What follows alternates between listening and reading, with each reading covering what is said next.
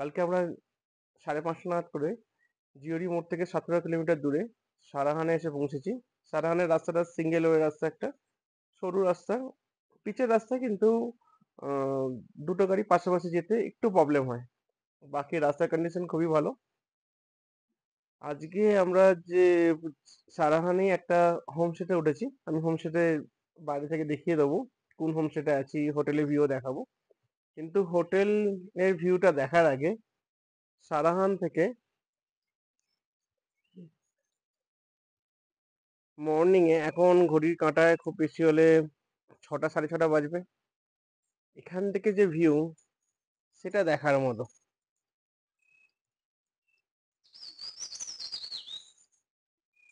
সেটা সত্যি দেখার মতো। জাস্ট সূর্যের কিরণটা পাহাড়ে এসে পড়েছে, আর পুরো লাল কালার, একদম একদম রেড কালারের একটা পাহাড়ের পিকে জল জল করে উঠেছে।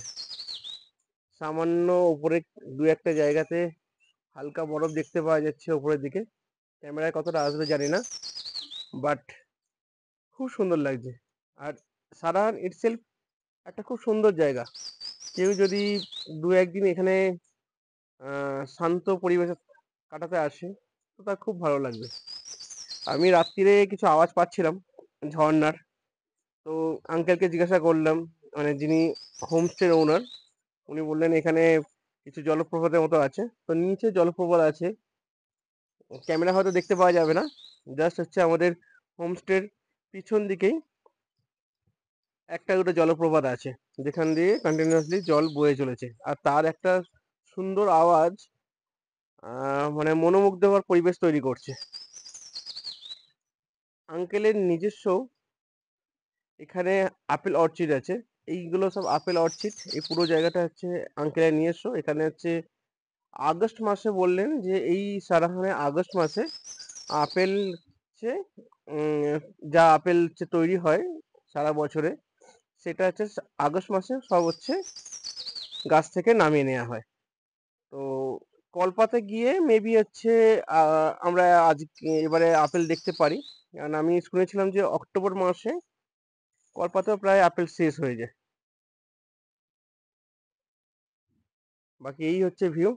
আমি এই মুহূর্তে হোমস্টের ব্যালকনিতে দাঁড়িয়ে আছি, এদিকে একটা ব্যালকনি আছে পুরো, আর আমার এই সাইডেও ব্যালকনি আছে পুরো। এখানে কিছু সিটিং অ্যারেঞ্জমেন্ট করা আছে, এগুলো গাছের গুড়ি কেটে তৈরি করা। এখানে সোফা সেট আছে।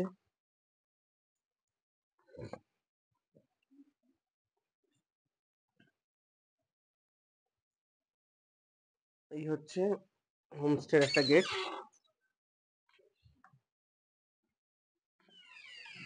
পিয়া এখানে মুখ বন্ধ করে বসে আছে ঠান্ডায়, এত ঠান্ডা আর পাচ্ছে না।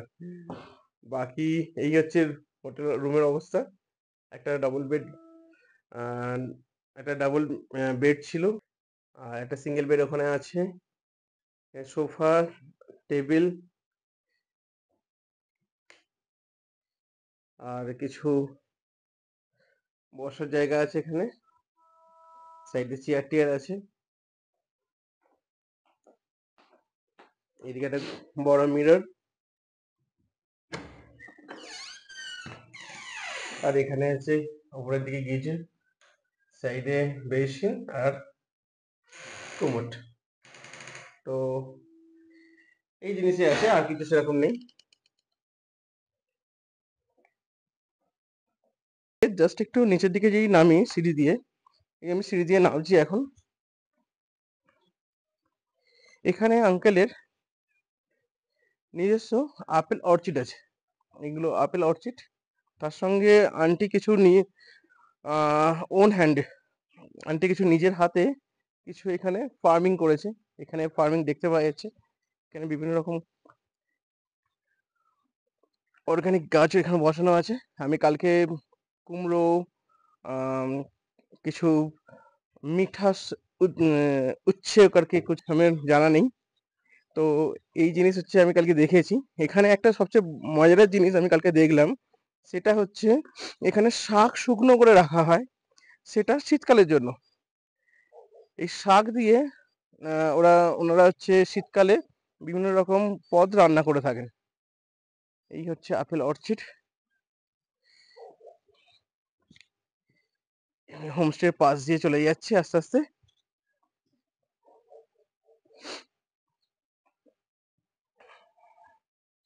এখানে গাঁদা গাছ আছে, যেটা আমরা আমাদের বেঙ্গলে যেটা বলে থাকি অ্যাকচুয়ালি চটি গাঁদা বা থোকা গাঁদা, দুরকমই গাঁদা এখানে আছে। এর সঙ্গে সঙ্গে আরো কিছু ফুলের গাছ আছে, ডালিয়া আছে, এদিকেও কিছু ফুলের গাছ আছে।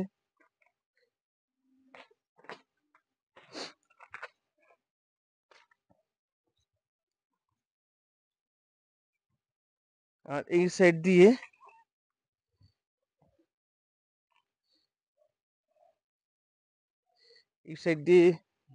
গিয়ে এখানে একটা ছোট্ট ঝর্ণা দেখতে পাবো। আমি ওপর থেকে যে ঝর্ণাটা দেখাচ্ছিলাম সেই ঝর্ণাটাই অ্যাকচুয়ালি এই ঝর্ণাটা। এই হচ্ছে একটা ব্রিজ করা আছে, এই হচ্ছে সেই ঝর্ণাটা।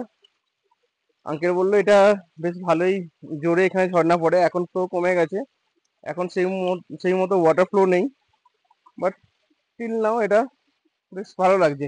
আর সবচেয়ে মজার জিনিস, এর আওয়াজটা তো সত্যি খুব ভালো। আমি সারা রাত্রির আমার হোমস্টে থেকে, আমার রুম থেকে অ্যাকচুয়ালি এর আওয়াজটা পেয়েছি। রাত্রে খুঁজে পাচ্ছিলাম না যে কোথা থেকে আওয়াজটা আসছে, বাট সকাল হতেই এটা ইনভেস্টিগেশনে বেরিয়ে পড়েছিলাম যে অ্যাকচুয়ালি আওয়াজটা কোথা থেকে আসছে। এই হচ্ছে হোমস্টের ব্যাক সেকশন। উপরে একটা গার্ডেন মতো করা আছে।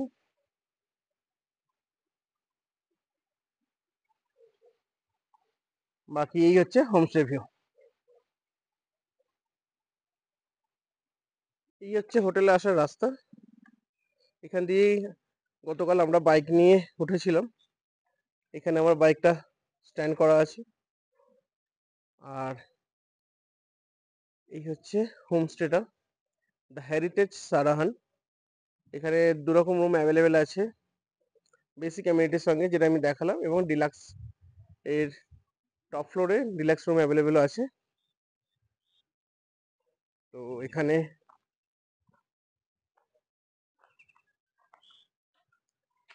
নাম্বার দেয়া আছে, সামনের দিকেও।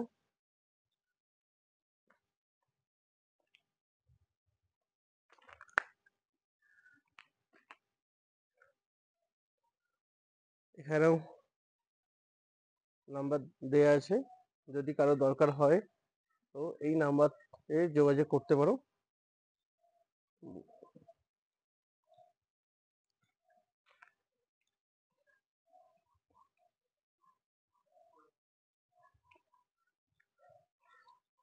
এখন একটু আমি হেঁটে চলেছি, সকালের দিকে খুব ভালো লাগছে। এটা ছাড়াও আশেপাশে আরো হোটেল আছে, তো যে কোনো একটা জায়গায় স্টে করাই যেতে পারে, কিন্তু ওভারঅল এই জায়গাটা সত্যি খুব সুন্দর। এখানে আঙ্কেল একটা গার্ডেন এরিয়া করা আছে। কালকে আরো গেস্ট এসেছিল, তো এখানে গাড়িগুলো পার্কিং করা আছে। একটু পরে আমরা ভীমকালী মাতার মন্দিরে যাব। কালকে রাত্রিরে আর যেতে পারিনি, কেননা 6:30 নাগাদ করে ভীমকালী মন্দির বন্ধ হয়ে যায়। সো সেই কারণে আমরা আর রিস্ক নিইনি, কেননা অনেকটাই বাইক চালিয়ে এসেছি, শরীর আর বইছিল না। তো একটু পরে আমরা ভীমকালী মন্দির দর্শনের জন্য যাব।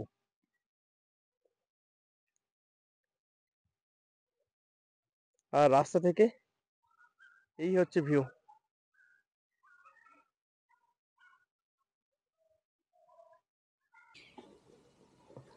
এই মুহূর্তে আমরা সারাহানের প্রখ্যাত ভীমকালী মন্দিরের সামনে দাঁড়িয়ে আছি।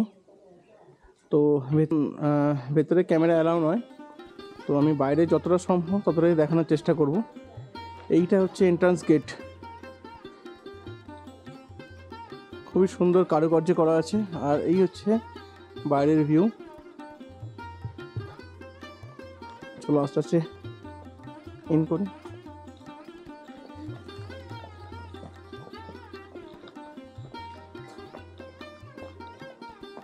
এই হচ্ছে আস্তে আস্তে ইন করছি আমি। সুন্দর কারুকার্য করা আছে, পাশে এখানে বসার জায়গাও আছে দুদিকেই।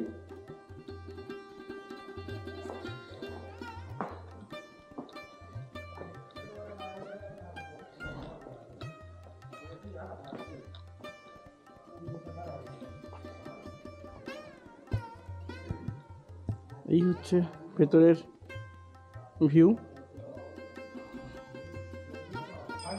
এখানে দেখতে পাচ্ছি টেম্পলের রেস্ট হাউস, রেস্ট হোমও আছে এখানে।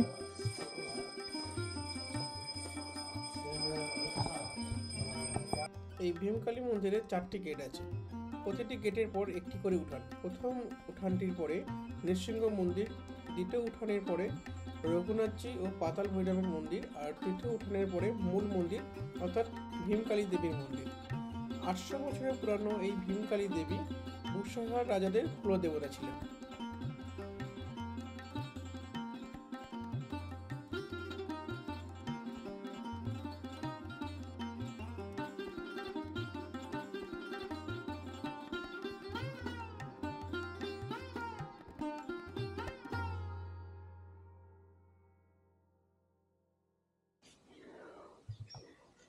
এটা হচ্ছে মায়ের মন্দির।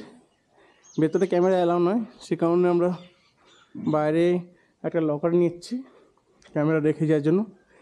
লেদার জাতীয় কোনো আইটেম ভেতরে অ্যালাউ নয়।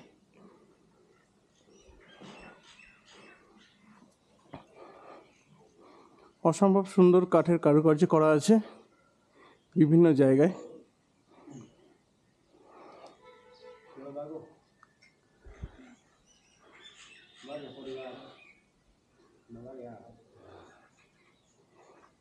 এই হচ্ছে এন্ট্রান্স গেট। এখানে যে রুফটপগুলো করার জন্য যে টাইলসগুলো ইউজ হয়েছে, সেই টাইলসগুলো অ্যাকচুয়ালি কোনো মাটির তৈরি টাইলস নয়।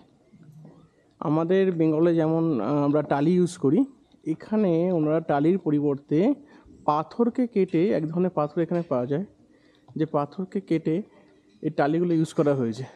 আর এগুলো দেখেই মনে হচ্ছে অনেক পুরানো পাথর। অ্যাকচুয়ালি এখানে বেশিরভাগ জায়গায় মন্দিরে দেখলাম যে পাথরকে কেটে এই টালির মতন করে হচ্ছে রুফটপগুলো করা হয়েছে। এখানেও দেখতে পাওয়া যাচ্ছে সেম জিনিস, উপরে পাথরকে কেটে টাইলসের মতন করে ইউজ করেছে, টালির মতন করে এখানে বসিয়েছে।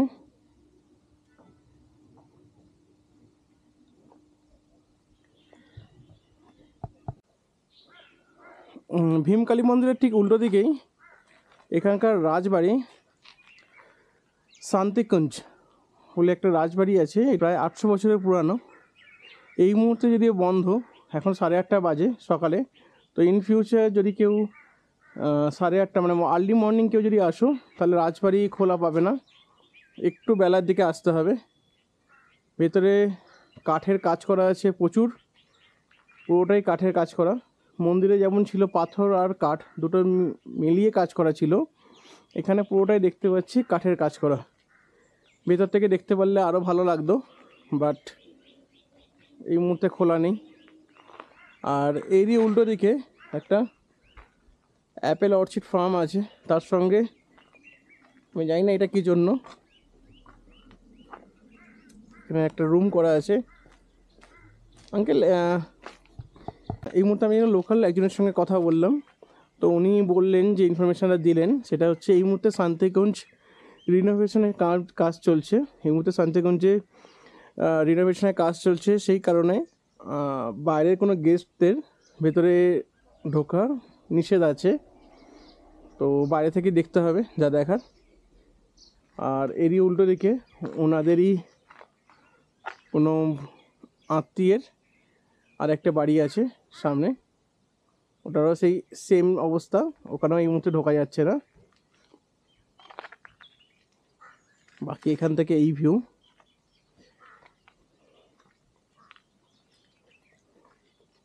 এই শান্তিকুঞ্জের পাশ দিয়েই যে রাস্তাটা চলে যাচ্ছে উপরের দিকে, এই রাস্তাটা দিয়ে চলে গেলে এখানে একটা বার্ড সেঞ্চুরি আছে, আর ওপরে শিব মন্দির আছে। তো আমরা এখন যাচ্ছি না, অনেকটা উঠতে হবে, তো আমাদের টাইমও হয়ে এসছে, আমাদের নিচে নামতে হবে। আমাদের আজকে যাত্রা কল্পার উদ্দেশ্যে, তো সেই দিকে আমরা হচ্ছে যাত্রা দেবো।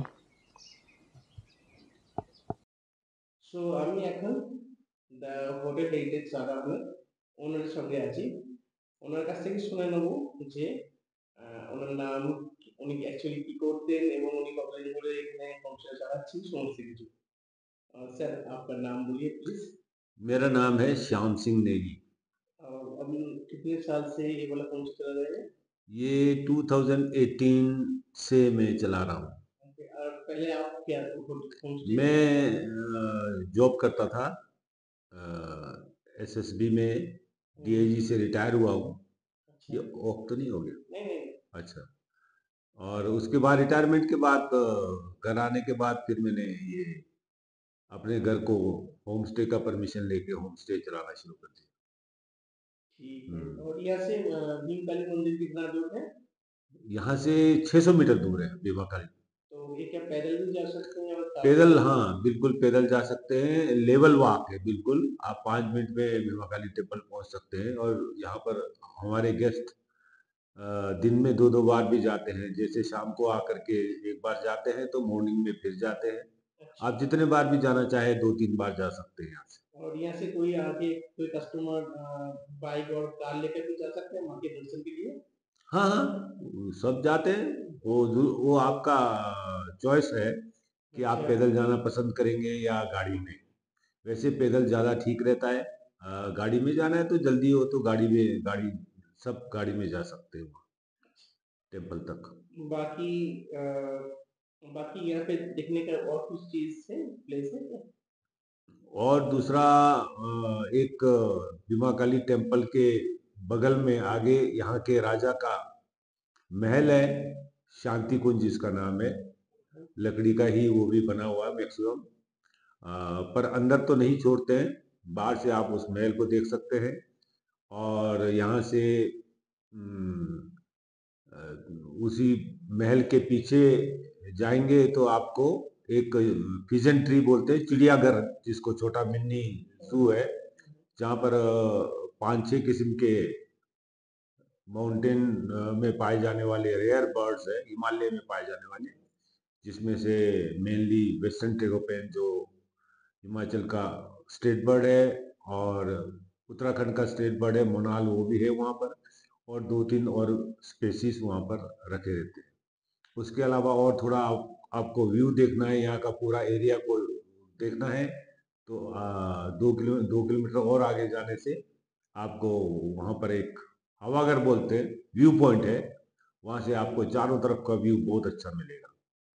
इसके अलावा आपके पास और ज़्यादा टाइम है या थोड़ा एडवेंचर है तो आपको यहाँ पर एक ऊपर बशल पीक है, उसमें आप ट्रेकिंग कर सकते हैं, बशल पीक। और वहाँ पर एक छोटा सा लेक भी है, तो उसके लिए आपको थोड़ा गाइड हायर करके जाने से ज़्यादा ठीक रहेगा, क्योंकि ट्रैक इतना मतलब हाँ बहुत ज़्यादा अच्छा ट्रैक नहीं है कि जो बीच में आप ठीक से जा नहीं पाएंगे, तो इसलिए गाइड हायर करने से ठीक रहेगा। मेनली यही है बस, बाकी ये जगह अपने आप में सुंदर है। আচ্ছা, কালকে আমি আঙ্কেলকে বলেছিলাম যে এখানকার লোকাল ডিশ সেট্টু খাবো। তো সেট্টু হচ্ছে আন্টি হচ্ছে সকাল সকাল রেডি করে দিয়েছে। আন্টিকে আমি অনেক রিকোয়েস্ট করেছিলাম যে সেট্টু খাওয়ার জন্য। তো এই হচ্ছে সেট্টু, আর এখানে আচার দিয়েছে, ওখানে হচ্ছে ঘি আছে। কেমন খেতে পিয়া? পিয়া হচ্ছে রিভিউ দেবে। পিয়া একটা বাইট নিচ্ছে জাস্ট। ভালো খেতে, কেমন টেস্ট? পুরো পারফেক্ট মোমোটি, শুধু আটাটা যেন হচ্ছে একটু আমাদের এখানে নান হয়, দেখলে নানের আটাটা যেরকম ধরনের ফুলে গিয়ে যে ধরনের একটা টেস্ট আছে, ওতে জাস্ট স্টাফিং ভরা। আচ্ছা, আমাদের এটা ময়দা হয়, এটা এখানে আটা রয়েছে। তো এই হচ্ছে সেট্টু। এবার আমি খেয়ে দেখবো কেমন হচ্ছে টেস্ট হয়।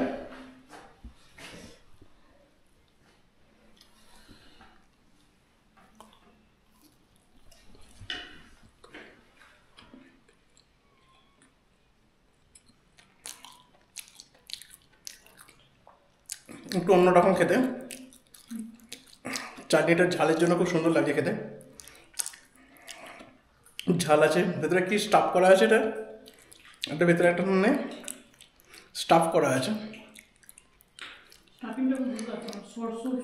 সর্ষে জাতীয় জিনিস আছে। আমি স্টাফিংটা জিজ্ঞাসা করে নেবো কি স্টাফ করা আছে জিনিসটা, তারপর বাকি আমরা খাওয়া স্টার্ট করি, খেয়ে দিয়ে তারপর দেখা হচ্ছে আবার। बादाम और एक हमारा तांबू बोल के होता है, सरसों की तरह होता है। अच्छा। वो उसका तेल भी निकलता है, वैसे वो खाया जाता है, ऐसे कच्चे खाया जाता है। वो डाला हुआ है मैं इसमें। मुझे देखकर लगा कि सरसों है, मैं उसको बोल रहा हूँ तो ये सरसों जैसा जैसा है। सरसों नहीं है, सरसों नहीं है। नहीं है, ये वो है। हाँ, उसके अलावा फिर उसमें हल्का सा मैंने प्याज डाला है, हाँ। हरी मिर्च, लहसुन नहीं है इसमें, मैंने लहसुन नहीं डाला है। ये है इसमें, नमक डाले हैं इसमें, नमक तो पड़ता है ना। তো তোমরা শুনে নিলে এতে স্টাফ কি থাকে। चटनी में मैंने एक टिम्पुर बोल के होता है, उसका बीज होता है, वो डाला हुआ है। हाँ। प्याज, टमाटर, लहसुन, ये है इसमें। और इसको घी के साथ खाया, गाय के घी के साथ खाया जाता है इसको, तभी दिया था घी हमने। बहुत अच्छा था, बहुत अच्छा है। तभी तो मैं पूरे गरम गरम खाओ, मैं ऐसी जैसी